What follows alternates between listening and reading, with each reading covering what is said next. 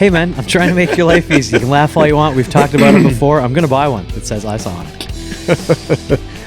Yeah, I mean, it's really easy enough to see it in the I'm sure, yeah. in the audio. Yeah, you won't catch that on the final recording here, folks. But John and I have talked repeatedly when we're actually going to start the recording part of this, it's going to make it on. And we need like a clicker like in the movie theater, so he knew from the audio, okay, cut out everything before that. Now's when we're actually talking. I just clapped and tried to deafen him with his earphones on here. Oh, funny. My friend, welcome back to the West Side Job Trailer. Thanks for hosting me again. Yeah, absolutely, man. Welcome everybody to another episode of the I Shower After Work podcast. And we are happy to have you. John, how was your week, buddy? It was good, man. It was good. Pretty low key, pretty chill. But work is work. It's nice. We got to hope for low key ones all the time. Yeah. Has it been mostly inside? Yeah. Yep. Yes, our ongoing cold snap here for a few weeks, folks, is taking its toll on the people who are inside and outside sometimes. So, Right. How have you been? Very good, man. No, I'm happy to be working regularly again here after, it's ways after the holidays now, but with those weird breaks, it's nice to be back to a regular schedule. So, yeah, the holiday schedule is always kind of fucked up when it comes to work, especially in the construction area. Yeah, it's weird. I'm glad we're back in the swing of things in the new year, so it's actually pretty good. Right. My man, I wanted to have, because we've been having some fun kind of loose ones here lately, I wanted to get us slightly back on track just for a day. Yeah. We already did an episode on the importance of safety on the job site. That was way back in the teens. Oh, yeah. But it had recently been... season one. In season one, right. The teens. Yeah, I got to remember, man. Yeah, back in season one. It had been pointed out to me recently that we had failed to mention an important part of the safety landscape when we did that episode. I didn't go back and listen, but when the person mentioned it to me, it did sound like it was probably true because I don't remember bringing it up. And also something that probably contributed to the demise of somebody close to me. So today I thought it deserves the time to talk about what we really know about asbestos. Ooh, yeah. I mean, like slightly back on track is a little overstatement. I mean, this is definitely more of a serious talk. Yes, and not construction specific, even though we have to deal with it pretty regularly. But it is something that comes up in homes and businesses, and I mean, as we're going to talk about ships and pipes and insulation and all that. Right. First and foremost, man, what do you know about what asbestos actually is?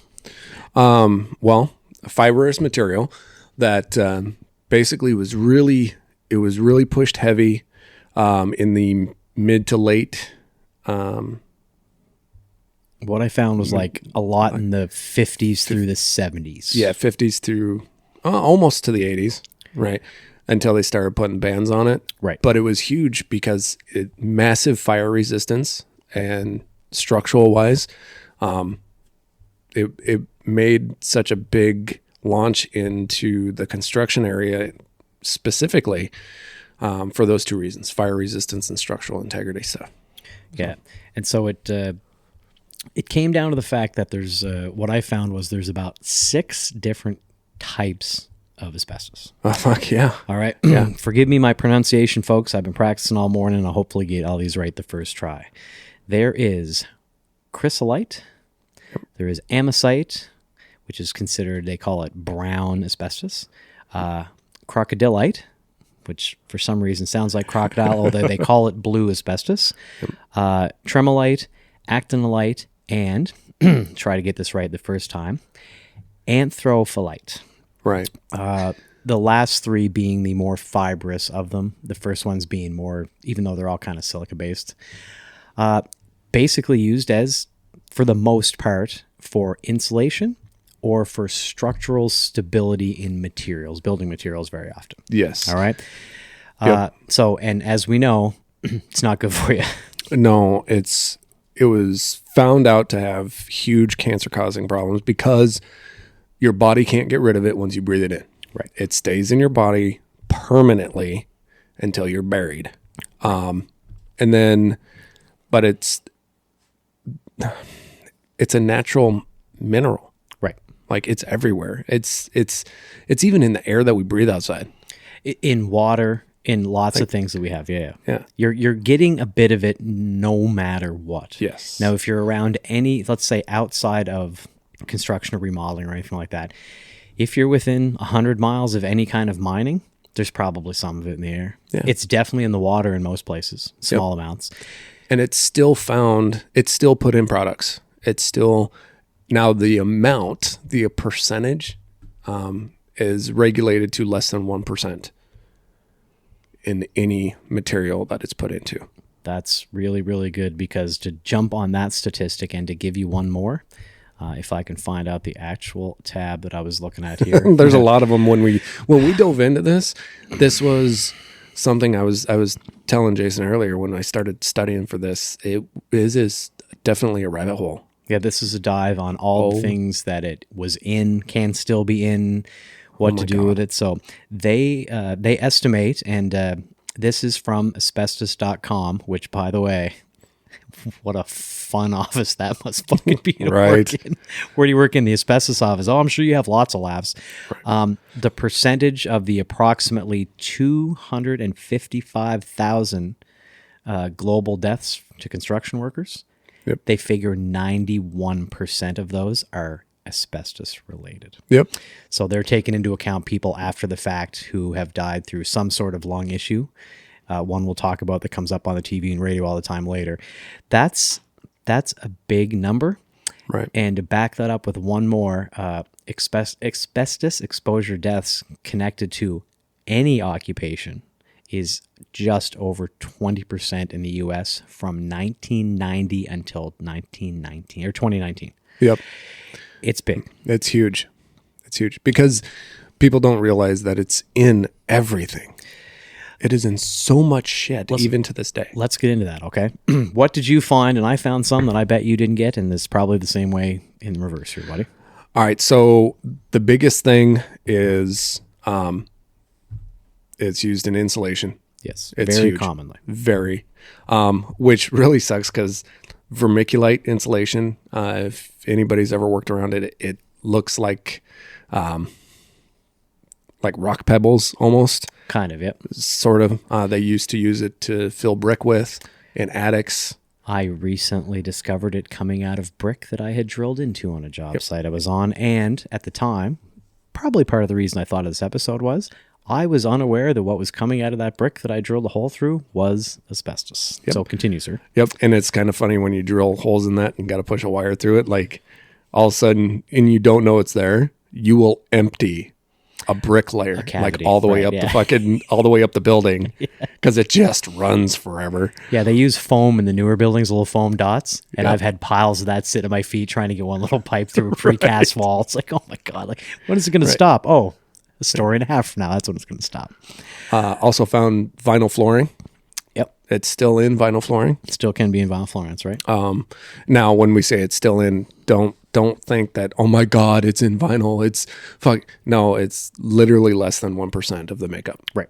And that's kind of how it is through everything, is less than 1%. Right. But roofing, shingles, stuff like that, because of the fire rating and structural integrity. Yeah. Huge deal. Yeah. Even in the reinforcement of the concrete itself, the fibrous ones are often used not just as a fireproofing filler, but as a reinforcing agent. They also use it in some plastics.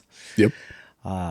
Some big ones that I saw that I already knew were, and we'll get into the industries, not just construction, but the industries that this really affects later.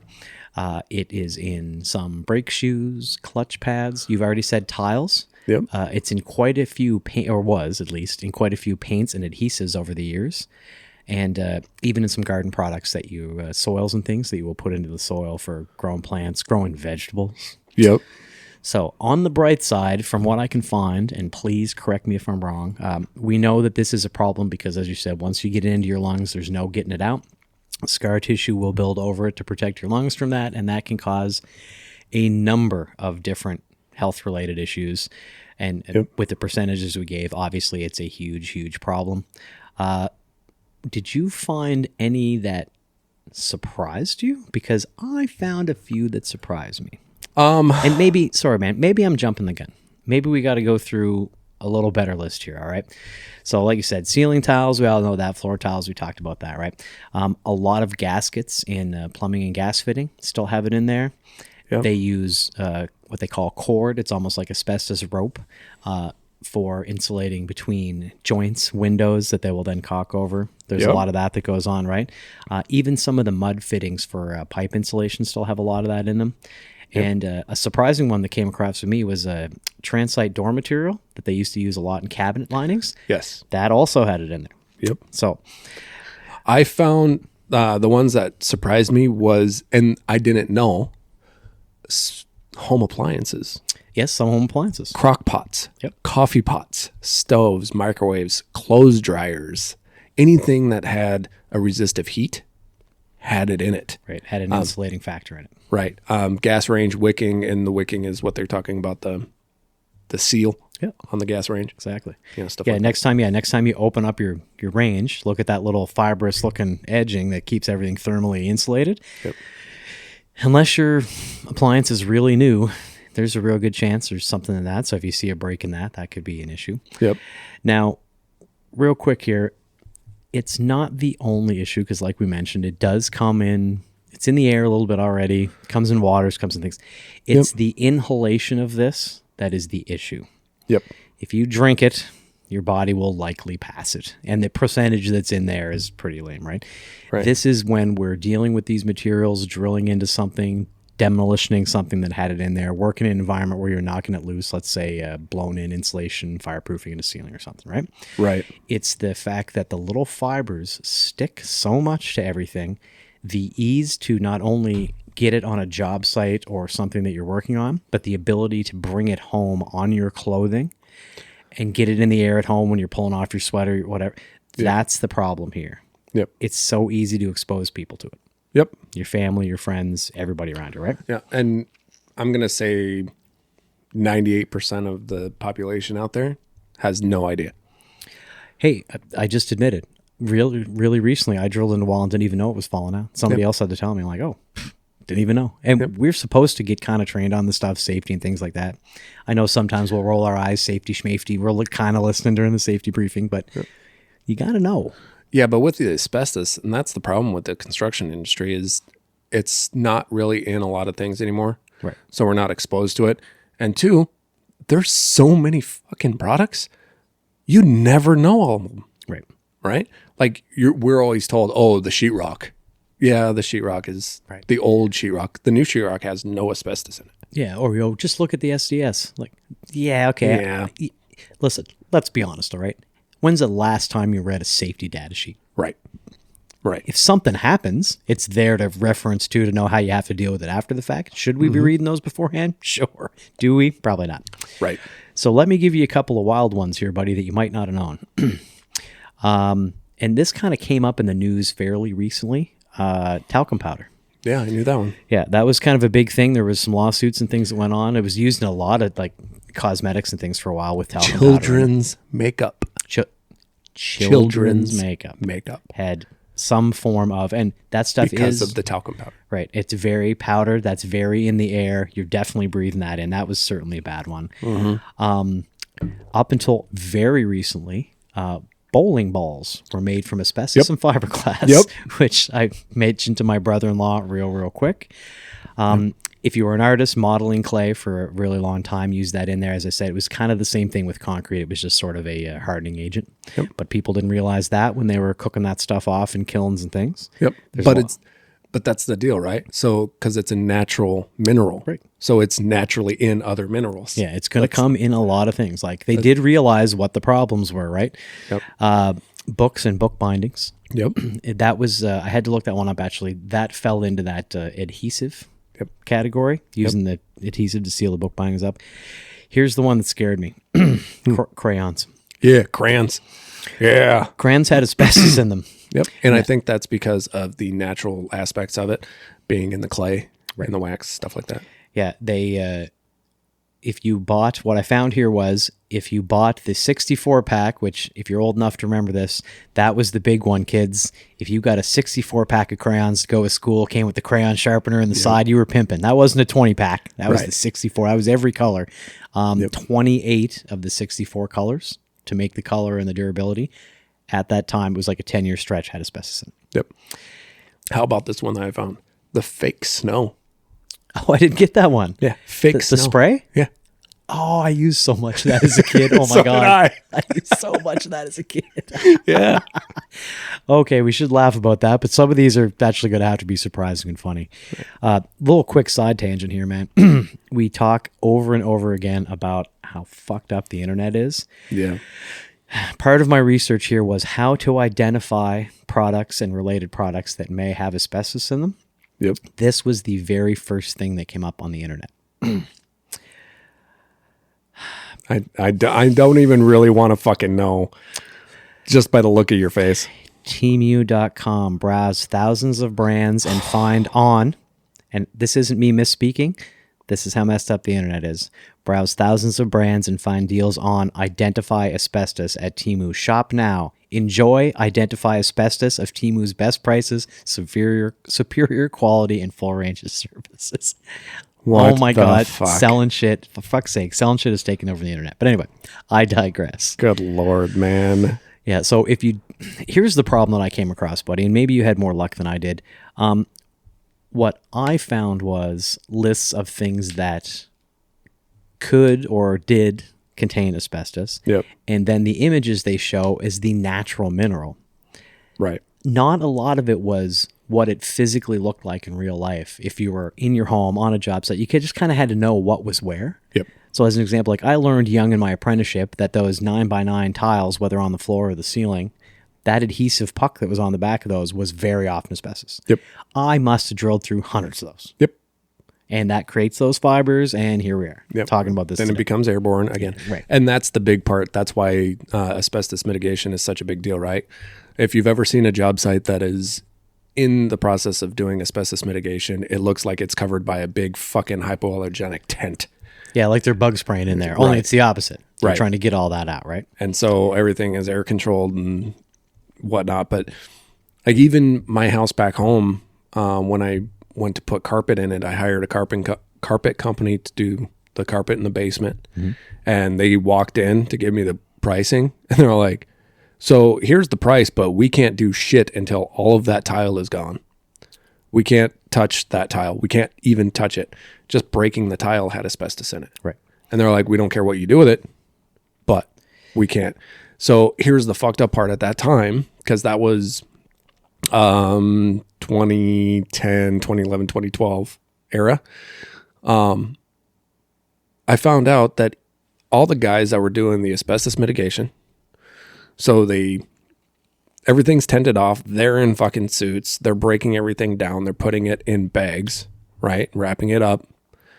And then it just goes to the fucking landfill and it's tossed in the landfill and then crushed and fucking buried. And sometimes burned and then burned. put back into the air. Yeah. Okay. So what did I do?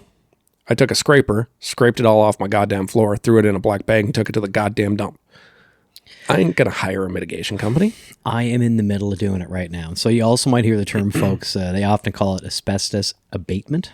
Yep. I know that my floor tiles in my basement are asbestos. They definitely are. They absolutely I've seen are. them. They definitely are. I'm in the decision-making process right now of getting somebody to come in and abate those or lay in whatever flooring I want right over top of the damn things with no intent of ever having to dig into that floor for anything. It's the basement underground floor.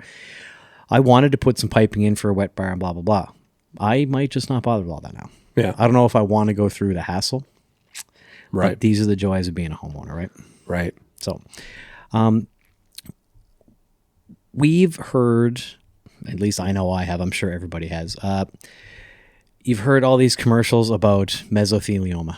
Yep. That is the number That's the biggie. one biggie that they completely bring back to asbestos. Mm-hmm. And the amount of occupations that were actually involved in this, some of them made sense and other ones were just like, oh, kind of. So obvious ones, we talked about brake pads and brakes. So auto mechanics, anybody who uses insulation. So insulators, plumbers, power plant workers, boiler makers, just general construction. Electrician falls in this list because we deal with so many remodels that it just comes up, right? Well, and we're cutting holes in sheetrock. Yeah. And firefighters, we're going to have Crispy on again here shortly. He was popular last year. He's going to talk about firefighting for the day. We're going to bring this up with him. Obviously miners, because as we said, these are natural things. Shipyard workers. So much of this was used as insulated cord Yep. between either even old wooden ships and new steel metal one. It's a huge problem with people who worked around shipyards. Yep. Yeah, I remember talking to longshoremen when I was young, and they talked about it being the bane of their retirement, that so many guys would retire and then a few years later be dead from asbestos with mesothelioma because they were around it forever. Right. So it's not even a geographic thing. You don't need to be around. It's in everything. Right. It's in so many products. So in the 1980s, there was a big deal when asbestos was finally found to be massively carcinogenic. What the schools had to do. The schools like went on this big freaking remodeling tirade because they had to get it all out of the schools. They were regulated to get it the fuck out. So that's all their pipe insulation, all their ductwork insulation, A lot of their paint. a lot of their ceiling tiles, Right. stuff like that. They're also dealing with lead at the same time, folks. It was a fun time to be going through school. Part of the school was always shut down for one reason or another. I remember, buddy. But that was so fucked up when they started doing that. There wasn't this abatement anymore. The abatement didn't come in until 2000s. Right. That you actually started seeing abatement companies. Well, then what was happening during all these schools that were remodeling? All they were doing was kicking it up into the air and pumping it into the HVAC system. And that's the generation of people now who all those legal commercials are pushing towards. Yep. Yeah, because also people who are in the military, because they were in so many areas where there was less regulation and law, are also a big group that are dealing with this. Yep. Interesting noise in the background there, folks. Sorry about that. We do this out of our homes after all.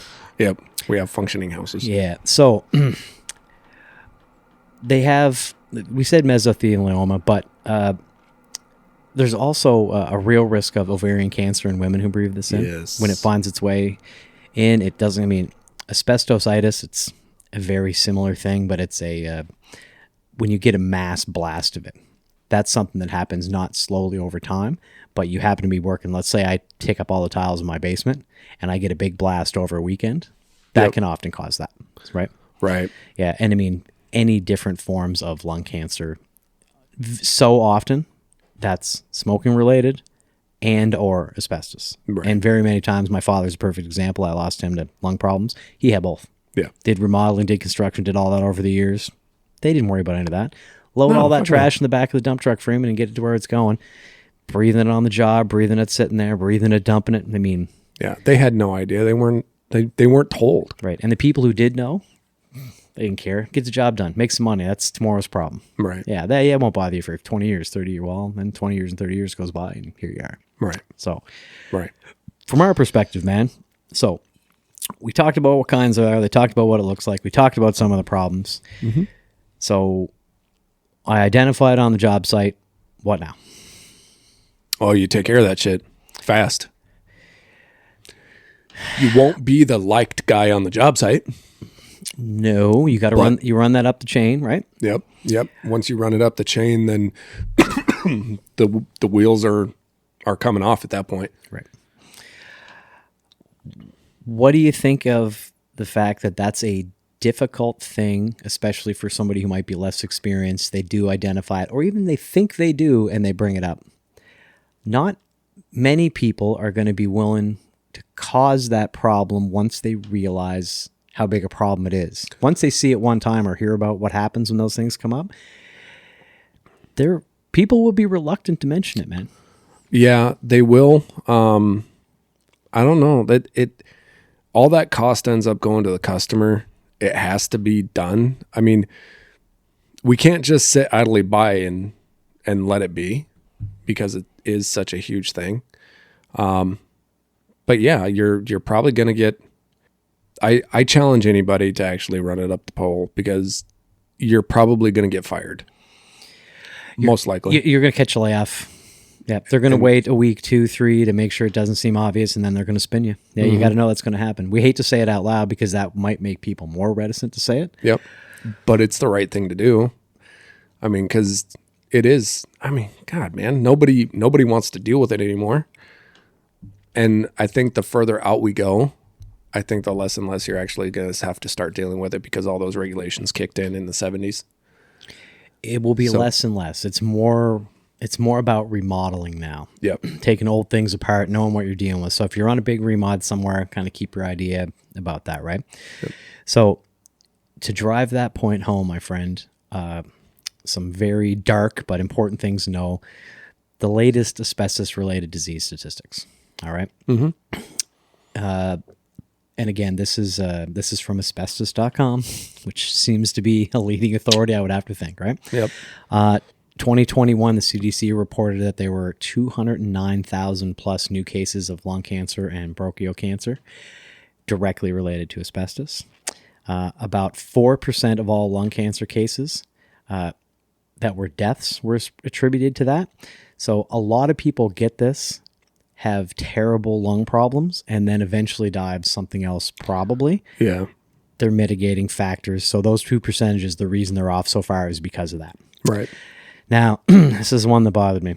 States with the highest rate of new mesothelioma cases as of 2021: Delaware, Idaho, New Hampshire, and Minnesota. Yeah. Which, for everybody listening, obviously that's where we are.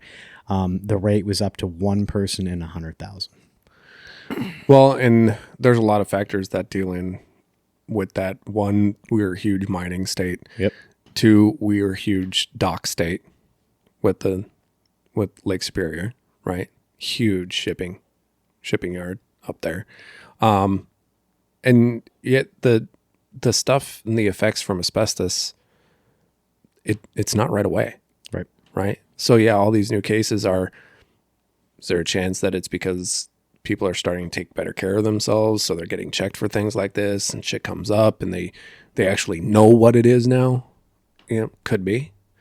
You know, they could be horrible lung problems. It could be guys like us that, you know, we smoke, we're in construction, get a lung problem, you think it's from smoking. I'm not going to beat a dead horse, but smoking certainly didn't help these factors here. And if anybody's ever seen these stickers on anything, which I'm sure you have at one point, the California, what's the words I'm searching for here? Oh, how everything is law number, blah, blah, blah, has to state there's they got on it real early, because even though the percentages were bigger in the states I just mentioned, their new cases every year just kept climbing for about 20 years. Yeah. And they jumped right on it. So that's why when you see those California Department of Health can't confirm that there's nothing, that's what that sticker is on everything, because they were so crazy about it. They're just like, sticker everything coming out of here and everything going through here. Right. Yeah, I had to look it up. Even a lot of products that went through the port of like Los Angeles, Long Beach, they would open those up, sticker them with that, close them back up. All right, ship them to wherever you're sending them now. We just want to know California's aware of it. We did our part. So it's basically putting a warning label on poison just because the poison traveled through your house and out the door. Pretty much. Right? So. Yep. I don't know. It's it's such a hard thing because you can't ever get rid of it. Right? Because it's a natural mineral. It's not something that they can just stop making. Right. Keep it out of everything. It just doesn't work that way. They can say, hey, you're not going to put this in anything anymore. Right. But it's still going to show up because it is a natural mineral that's mixed with other minerals, and it's just there. Right. Right. And it doesn't take a big chunk to fuck with you. Right. So I want to get this right. Anthony's Abatement, and they were out of West Hartford, Connecticut. Hopefully they have social media so I can shout them out with this interview. They had what I found going through a bunch of these websites for companies that take care of asbestos and mold and things like that. They had what I considered the best explanation of what you were dealing with, the problems that it could cause, and how they get rid of it. Mm-hmm. I did notice they were very lax about how much those sort of things cost. I was hoping to give some costs of all this. But what they did mention is something I want to put out here was there are home testing kits. Right. They're fairly inexpensive on the internet. We all know Amazon's real easy. To pick up a piece of something, shake it in there, snap it up. It'll change the liquid to a different color and let you know, okay, yes, no, maybe. One thing I did find out in my research was, and I hope this doesn't lead people to not look into it or to try to hide things, because I know I did just say I was thinking about leaving my tiles and covering them up. Once you do a test or have an abatement company come in and do a test, or a flooring company like you, there is now a record of that. Yep. On selling your home or renting it out, you may then have to prove that you had that abated properly. Yep. Be aware that if you don't do that and you had called someone, there's probably a record of that they have to file with somebody according to the law, depending on how it is in your state or province. Yep. Be aware, once you open that Pandora's box, it might be open, folks. Yep. Don't think you can hide something or take care of it yourself and assume there's no consequences later. Right. So I just wanted to get that public service announcement out there right quick. No, and the biggest thing for around the Midwest here that I've found where asbestos is a big deal is siding. The old concrete siding, concrete board siding, that it has asbestos in it. Shingles. Old shingles did, yeah. Yep. And we had an interesting deal that insurance company was called to insure a house, and the homeowners are like, hey, we need to make sure that it's noted that the house has asbestos siding. And the insurance person is just like, what's asbestos siding? Young gal, she had no fucking idea what asbestos siding was. And so it was a little bit of an education. And then they're all like, oh, we can't insure that then. It's like, well, I mean, it's on record that it's asbestos. Everybody knows it's asbestos. But yeah, so I will say it's, as you say, we still come across it. It has gone down a lot. As this number sounds big, I guess, as we mentioned, it is in so many products and naturally forming. The U.S. consumed about 450 tons in 2019. That meant products coming in being used for construction. Also, when you're cutting any of these things to put them in, like siding or shingles, there's fibers again. Not to beat a dead horse, but you got to realize any use of this stuff that's cut or drilled or anything is causing problems. That number has gone down, though, to 150 tons as of 2023. So the rules, the regulations, they're obviously trying to get a hold of this to make sure, or get a hold on, I should say, to not use as much of this and try to get the number down to zero as much as possible. Right.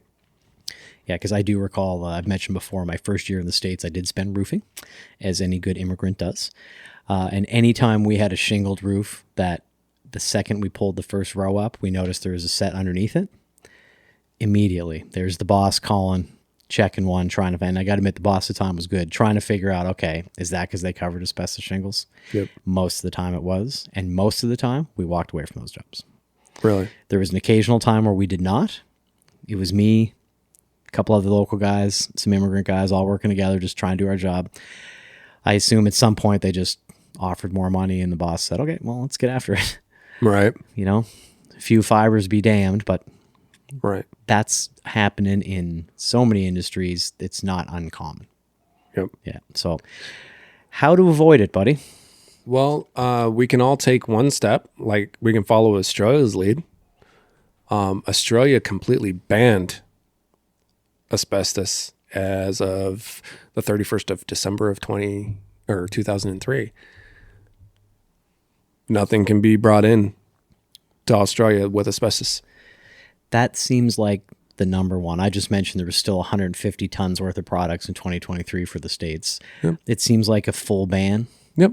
That's the only way. And it says right in here, I'm on the WHO's website for asbestos safety. And they're all like, it says that a change of usage of materials will not change the quality of living. No. Will it drive the costs up of some things or make them less durable over time? Probably. Yeah, probably. But isn't that everything now? The use of non-asbestos products will not impact quality of life in emerging countries, as there are safe and effective alternatives that can be used by anyone. Now, I like what they're saying, and I like the way Australia went, though. I don't exactly trust the WHO 100% over the last 4 years, but no, they still need to be somewhat an authority, I guess. Right. We won't go down that bitch route today. Maybe not an authority, but an informational source. And maybe. Yeah, have they made mistakes? Sure, but are they still probably looking out for the best interests of the world and health? Sometimes. Most of the time, let's hope. And their stance on it says right on there that they consider asbestos as one of the most important occupational carcinogens out there. Like I said, buddy, 91% of deaths are attributed back to it. Yep. That's a big number. When they have that stand on it, if it lines up with what we're saying here. Right. It's not a good thing. I would be okay with a complete ban. I think that there's better options, better alternatives. Technology's come a long way. It was this big deal that they're all like, oh, hey, this is the best thing out there for fire resistance and structural integrity and da-da-da-da-da-da-da. Oh, shit. Now we're giving everybody fucking lung cancer. Oh, which it was at the time, right? You know. And also at one point, the Model T was the greatest piece of machinery there ever was. Exactly. Right? Like, yeah, yep. That's great that it was good then. Like, let's try something a little different now. Yeah. And if I can circle back quick, I didn't make the entire point I wanted to a little while ago about running it up the chain. I said people would be reticent. We admitted it's probably going to catch a layoff or a fire and whatever, right? Hey, look, this is not a cry wolf situation. Better safe than sorry. Worst case scenario, you run it up the chain and find out you're wrong. You can literally and figuratively breathe easier after that. Yep. Well, and a simple, thanks for looking into it for me, right, is all it would take, right? I think you have every right to be personally concerned if you see it on a job site. Yes, and if does it slow down the job because it takes them whatever days, weeks to abate all that? Okay, but you helped out how many construction workers on that, and the people living locally, right? Like it makes sense, dude. We've pulled off, the crew that I was on pulled off an entire floor of a project completely dead stop because of what the scheduling was. It had nothing to do with asbestos, but it was because the guys that were doing the spray foam insulation on the exterior walls. If anybody's ever been around that, they're standing there in a full suit respirator set. HVAC, full head to toe, yeah. And they're spraying right next to you as you're working. Yeah, you get a fucking headache. We all looked at the boss. We're like, we ain't doing it, man. Like, I'm coming out of there wanting to puke in a couple hours. I'm good.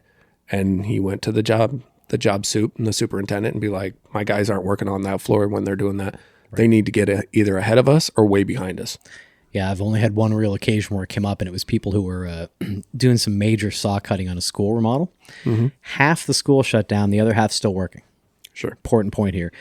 They had blocked off certain areas, but the air was full of concrete dust, which was old enough that it probably was reinforced with asbestos. No wet saw, no nothing. It's coming out the plasticed off areas and out to the outside in waves of dust. It looked like it was on fire. Right. Finally, I didn't even realize I was young in my career and had a foreman come over and go, yeah, we're all going home for the day. You're getting paid. Don't worry about it. I'm like, what did I do? And they're like, no, nothing. He's like, these guys should be wet sawing and they should be doing it when nobody's here. And that's all in the air outside. And that's asbestos. And oh, by the way, they're probably getting in major trouble because if that's in the air, it's in the school's air 20 feet from us. Yep. They paid a fine. Yep. Yeah. Somebody had already called OSHA. By the time we were walking out, OSHA was pulling it. In their little white trucks? Yes, that guy was ready to write a fine right there. He had it in his hand right in the top of the clipboard. He was just trying to find out what the right names were to put on it. Yep. So that's all it takes. Yeah, they don't mess around with that stuff. And that tells you right there. They were immediately on top of that one because as soon as it was recognized what was happening, and I think that fine might have, I don't know what the extra is, like 1.5 or doubled because of the not wet sign to keep it down. Yep. It still shouldn't have been done when people were there. But the fact that they didn't even try, they should have known better. Yeah. I don't know of any big companies anymore that aren't wet sighing everything. It's been a while since I saw it. Yeah. Yeah. And why? Oh, your saw's not working? Oh, the pump's not. Get another one. Yeah. Figure it the fuck out. This is your company's business, and you're telling me you don't have a backup? Right. And a backup to the backup? Well, that's just bad business. That's all that is. So, right. Unfortunately, from time to time, not even with this asbestos talk, but bad business on somebody else's part can affect everybody else negatively. Definitely. Yeah, keep that in mind. Every business is as successful as every other, and you don't know what some of those subcontractors are doing just to make ends meet. They're definitely cutting corners. So, Well, Ben, unless you had anything else, I think we beat this horse to death. Yeah, we definitely did. So, again, a little more serious talk today, folks, but we just wanted to bring up the fact that we did sort of miss this a little bit in our safety episode, but I think it did deserve its own. There's a lot more of these subjects that can come out of that we can dive a little bit deeper on. We are probably going to get into some of those here in the next little while, I think, buddy. Yeah, because we did sort of glaze over as a general talk that day, and some of them might deserve a little more in-depth as this one did here today. So be aware out there. if you don't know what you're looking at when we talk about some of this stuff, look it up on the internet. Educate yourself. Identifying asbestos. You can skip that first link for Temu. Yeah, please do. Yeah, don't worry about that one unless you want to buy a testing kit. Do it not from Temu. Right, and then exactly, and do not from Temu or Temu. Trying to pronounce things properly. But yeah, definitely know what you're looking at. Know what to do if you find it. Don't be scared about getting in trouble or losing your job. I know we did mention that part of it, but better safe than sorry. This is, as we mentioned, this is the number one long-term killer of construction workers specifically, but it can go to so many other people. We mentioned ovarian cancer is a problem for young mothers and things like that. So don't be scared to bring it up. It will kill you if you get around it long enough. Yep. If you don't respect it, well, you only get as safe as you make yourself. Right. Sure, your company's probably looking out for you, but they might not know that that's there until you bring it up. So don't be scared. Yep, exactly. All right, my man. Well, listen, everybody, thank you for this kind of sort of quick one here today. It's not too short. We appreciate you listening from the Westside Job Trailer again. John and I are very happy everybody listening. Tell the folks what we need to know. Give them the housekeeping, buddy. All right, let's wrap this pig up. Head over to our website, isawpodcast.com. You can find the Buy Us a Beer app widget. If you want to help support this little train wreck that we got going on. You can also find the Be a Guest tab. We really want some guests to come on and be a part of this. I think it's always really, really fun when we do that. I know Jason and I both really enjoy talking to different people and get different perspectives on things. Yeah, we've got some really interesting ones coming up too, buddy. Yeah, we definitely do. Other than that, hit us up on Instagram. Give us a follow and rate, review, and subscribe if you can, if you've got a minute. If you leave us a voicemail on our, or send us a text message on the line, 507. Not even drinking today, folks. It's just been a long day. 507-607-4729. That's 507-607-ISAW. You can leave in a message or a text message. We will definitely read them on the air if we get any fun ones. Yeah, for sure. Other than that, my man, I appreciate you making the trip over to the Westside Job Trailer. No problem at all. Thanks, everybody, for listening this week. And your work keeps the world working. Cheers. Cheers.